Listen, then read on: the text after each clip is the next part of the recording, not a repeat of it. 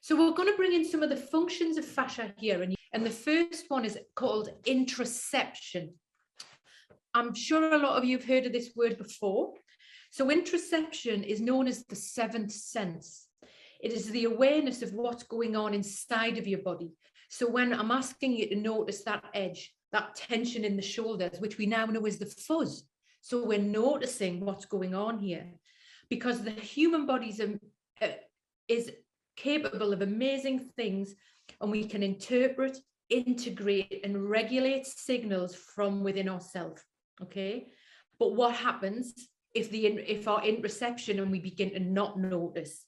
Okay, so interoception is necessary to bring our attention to our own needs. Think of our clients who often don't know what they need. They don't know what they need. And it's essential for everybody's sense of embodiment, motivation, and well-being. So in our work, repeatedly people get stuck in their feelings and they get numb. And when the interoception, that noticing, so Claire mentioned trauma-informed, I teach trauma-informed yoga that is trauma-informed. If we can start to notice that and have choice around that, this is what we're doing. We're getting people to notice, our clients to notice what feels good, what doesn't feel good, is the tension. Because when the interoception is dysfunctional, it plays an essential component of many neurological, psychiatric, and behavioral disorders. So a better understanding of interoception within our clinical work and client work may provide new ways of working with nervous system disorders. Specifically, I'm thinking about addiction here. So both good and bad sensations are triggered by all these millions of nerve endings, and they're going through the brain, the insular cortex of the brain. Trauma survivors and our clients experiencing anxiety and depression, they're frequently disconnected from what's good and bad for them. We see it in our work all the time. What's good and bad for them, people that are good and bad for them. So what I notice in a lot of my work is around interoception in the recovery space and veteran space. Lots of people come up to me and they're hypermobile.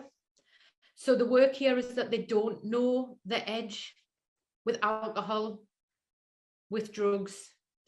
They don't know where they end and another person begins. So there's the boundary issues.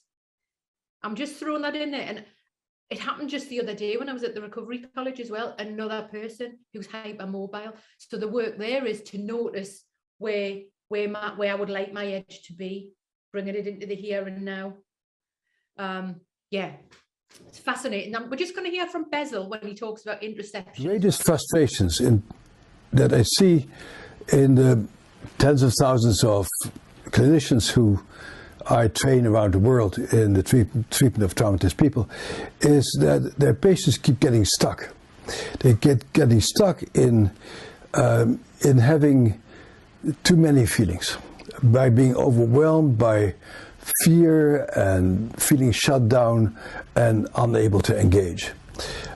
So the great challenge in treating traumatized people is to help them to be focused and to be present in the here and now. And talking alone generally does not do that. And so what is necessary for us is to begin to explore how people can become still and focused and be present in the here and now.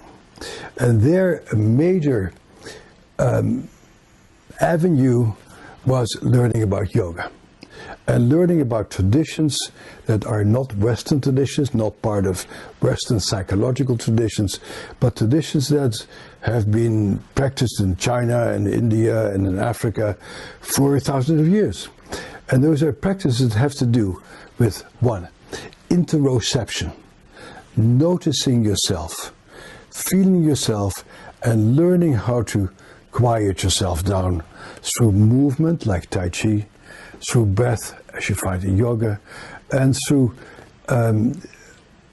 movements that help your body to calm down and to come into the present. So people may start taking a yoga class, and initially, when they start have any feelings at all, they become so freaked out by those feelings that they need to cut themselves with razor blades to make those feelings go away. And now they take a yoga class. And the yoga teacher says, notice your leg, notice your butt, notice your abdomen when you make that twist. And the calm voice of the yoga teacher and the quiet encouragement to just focus, to not dissociate, and the guided voice, the guided power of breathing, to just feel what you're feeling and to notice that your feelings are there and keep changing. And when you focus on your toe, you have a different feeling than when you focus on your knee, which is a different focus than when you feel on your butt. You become aware of what actually goes on in your body. And the next time when somebody doesn't say good morning to you, or you are working very hard, you don't get overwhelmed by your feelings. You notice what goes on in your body. And instead of cutting yourself, you may take some time to breathe and to notice what's going on and to restore that inner sense of calm without popping a pill, without taking a drug, or without mutilating yourself.